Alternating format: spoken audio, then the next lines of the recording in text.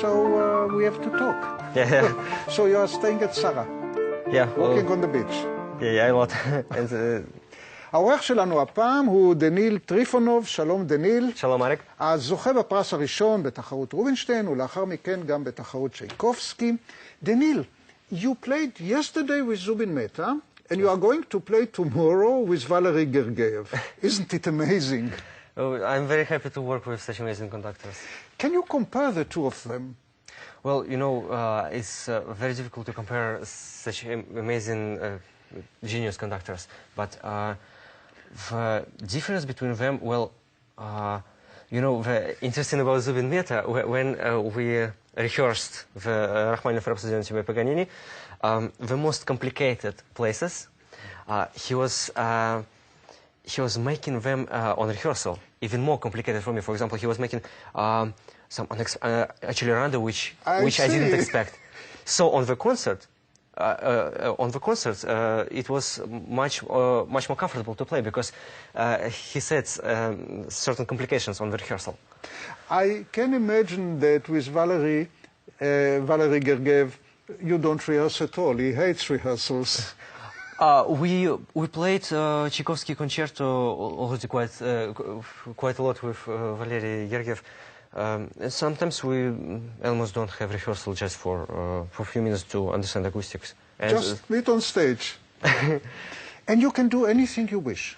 We already played many times and we feel quite spontaneous. You know what is so amazing about the two of them?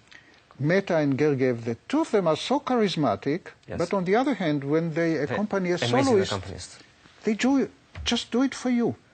Yes, and so amazing reaction and sensitivity that they catch the spirit from the artist and they immediately transport it to the orchestra and they multiply it with every color, every change. You can hear the orchestra. But now you are going to play for us something for piano solo. We cannot provide an orchestra here in our studio and not a master like Gergiev or Mehta. So what are you going to play? I'm going to begin with transcription of Schumann Widmung made by Liszt.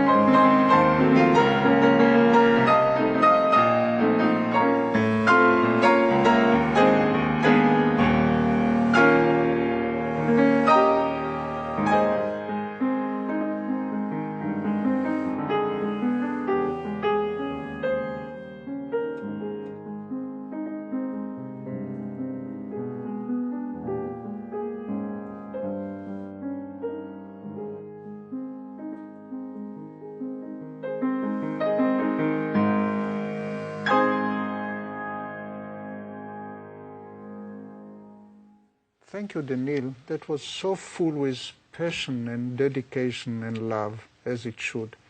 Next piece is Schubert list, is Die Forelle. Again, yes. A song. Widmung is a song. Die Forelle is a song. Why songs?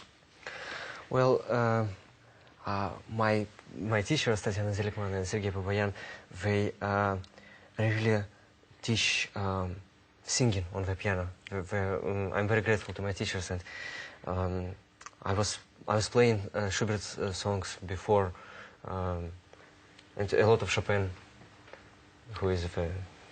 Do you think that you are a Russian pianist in terms of singing on the piano, singing on the keyboard? Well, I would say that many Russian pianists were very different, and maybe there is general direction in Russian school of pianism, but...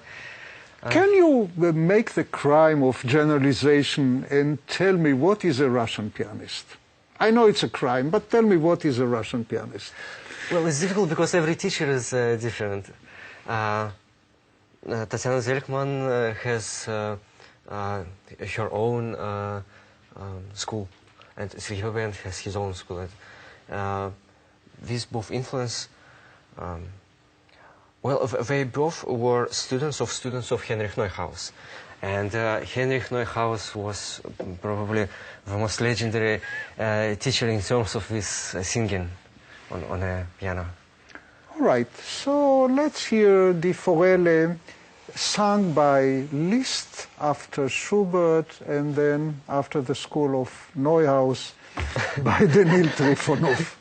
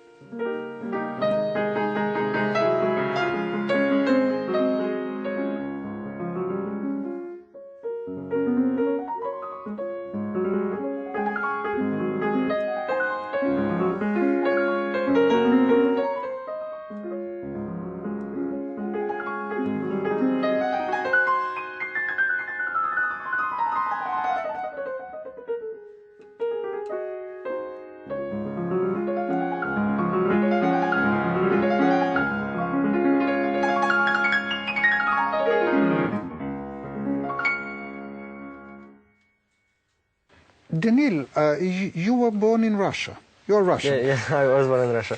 Where? In Nizhny Novgorod. Nizhny Novgorod. Tell us a little bit, where is Nizhny Novgorod? Well, it is about 400 or 500 kilometers to the east from Moscow. But you studied in Moscow. Well, yeah, I was studying there since age of 9. I see. The whole family moved to Moscow. Yes, they left their jobs, everything. They moved to Because of you? Yes. They thought that the child should get the best teachers in Moscow. Yeah, it was by recommendation of their friends. I see. The parents are musicians as well. Yes, my father is composer, my mother is teacher of theory of music, and my grandmother, she is conductor of choir. I see. And just as a little secret, you are not Jewish, aren't you? I have a grandmother who is, she's half Jewish. I see, so you have 2.5% of Jewish blood. Fantastic. Okay, you are invited to be a new Ole here in this country. Thank you. You are more than welcome. So you moved to Moscow, and then what happened? Well, I was studying there for 9 years, and when I finished school in Moscow, I came to Sergei Babayan in Cleveland. I see. And you won quite a few prizes. Can you mention, do you remember all the prizes you won, or is it impossible?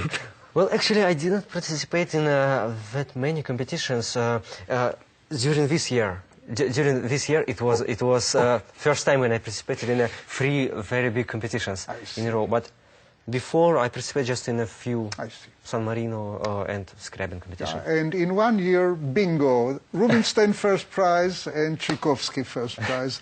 One cannot ask for more. You are going to play for us now La Campanella. Yes. And for La Campanella, we need a good piano. It looks to me like you are a little bit familiar with this piano. Well, that's true. I was practicing on this piano during the Rubinstein competition. Amazing, the same Fazioli piano. Yeah, the same Fazioli. Okay, so let's hear the bell-like sound.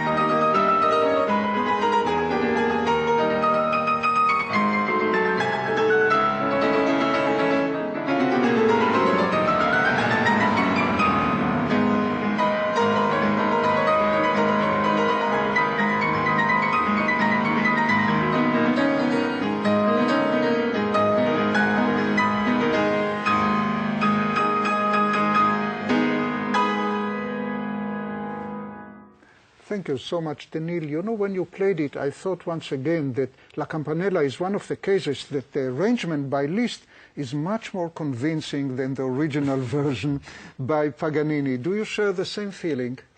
Well, I really love this transcription. I think it's one of the best Liszt transcriptions he ever done. Sure. And when you played it, I remembered how you played it as encore piece during Rubinstein competition. Yeah, on finals. Yeah, on the final after Chopin concerto. In Rubinstein competition, it's permitted to play encore piece, unlike other competitions. And the audience received you so well. I'm sure that you knew by the time you played this as an encore that you are going to win. You knew it, you felt it in the air, and you played it with so much happiness as an encore piece. I was very happy with audience encore, and I mean, it's so great that in this competition it's permitted to play encores. But now I have a very serious question to you. You are so young. You won the first prize at Rubinstein, at Tchaikovsky.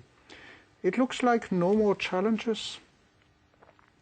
Oh, every piece of music is a challenge. Every concert is must be a challenge. I'm not planning to participate in competitions in the future, but now there is a lot of very demanding repertoire, and I have Rachmaninoff Concerto No. 3, Prokofiev Concerto No. 2 in projects, Schubert Sonata in B-flat major. It's pieces which requires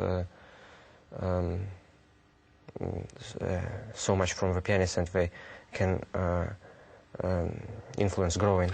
You won the two first prizes. Do you think that you are a competition pianist? Well, for me, even in competition atmosphere, the most important was the contact with the audience, the concert atmosphere. I tried to, despite on nerves and stress, I tried to reach as far as I could the atmosphere which I have on playing concert. You said you are going to play soon the Schubert B-flat, but that's certainly too long for our show. And for ending our show, we need a very short pieces, less than 2 minutes. Do you have something in stock? Yes, there is a Mussorgsky Gopak from Sorochinsky Fair Opera. The transcription was done by Rachmaninoff for violin and piano, and I made it just for piano. So you made a transcription of Rachmaninoff transcription? Yes.